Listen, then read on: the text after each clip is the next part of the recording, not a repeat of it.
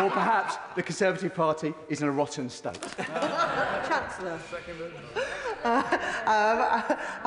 glad that my honourable friend has used the 50 minutes of this statement to come up with such a good line. Look, my honourable friend is absolutely right that many people working in Harlow work in the financial services sector and will very much welcome the enhanced licences and quotas and licences, incidentally, that many other countries and their banks already have because their governments have engaged with China. Those are opportunities that we've missed out on in Britain for far too long because for 6 years we failed to be involved in an economic and financial dialogue whilst other governments cracked on and made sure that they supported and stood up for their national interest. Thank you, Madam Deputy Speaker. Notwithstanding the importance of China as a trading partner, can the Chancellor please explain to the House what steps the government is taking to address the issues of forced labour links with Uyghur workers in supply chains and fast fashion companies like Shein? Can the Minister provide data on the extent of forced labour in UK supply chains, especially in the garment sector, and outline any actions to strengthen due diligence requirements for companies sourcing from known human rights abuse areas like Xinjiang? Chancellor. I thank the honourable gentleman for his question. As I've already set out, one of the issues that I was able to raise with my counterparts in China was issues around forced labour, particularly in Xinjiang. And as I said in answer to the question from the right honourable gentleman, the member for Chingford and Wood Green, I also have been really clear that any company seeking to list in London has to meet stringent requirements as set out by the United Nations and the OECD on labour supply and the treatment of workers.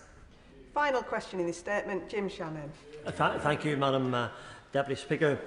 Whilst I welcome the UK-China Economic and Financial Dialogue Agreement, however, as Chair, and the Chancellor will know this, however, as Chair of the APPG for Freedom of Religious Belief, I have repeatedly in this House highlighted human rights abuses in China, with the Uyghur Muslims, with Tibetan Buddhists, with Christians in Hong Kong and China.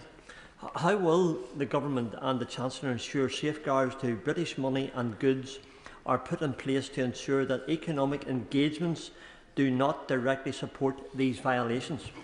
Human rights concerns, forced labour, denial of religious freedom, ongoing suppression in Xinjiang, Tibet, Hong Kong and Taiwan must be remembered at all costs in all deals with China. Thank you. Answer the Exchequer. I thank the honourable gentleman for that thoughtful question.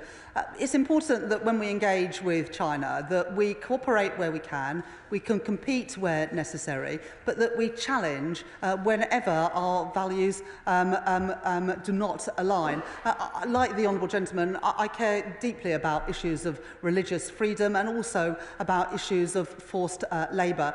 But that's the whole point about engaging, because you have to engage in the world as it is, not as the world as we would like it to be. And it is through these engagements that we are able to raise even some of the most difficult of issues and be very clear about the values of our great country. Yeah. That concludes the statement, and I'll now give a few moments for the front benches to swap over.